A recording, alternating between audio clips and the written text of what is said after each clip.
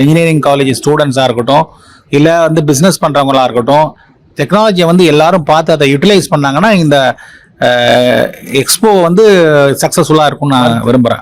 இந்த எக்ஸ்போ சக்ஸஸ்ஃபுல்லாக இருக்குமோ இல்லையோ பார்க்குறவங்களுக்கு வருத்தா இருக்குங்கிறது தான் சாரோட இது. சார், இன்னைக்கு வந்து ஜாப்பனீஸ் வந்திருக்காங்க, யூஎஸ் வந்து ப்ராடக்ட் வந்திருக்கு, இஸ்ரேல் ப்ராடக்ட்ஸும் வந்திருக்கு, நிறைய வெளிநாட்டுன்னு வந்திருக்காங்க. அப்படி இருக்கிறப்ப நம்ம இந்த டெக்னாலஜியில் பின்தங்கி இருக்கும்னு நம்ம நினைக்கிறோமா, இல்லை நம்மளும் அவங்க கூட காம்படிட் பண்ணியிருக்கோமா?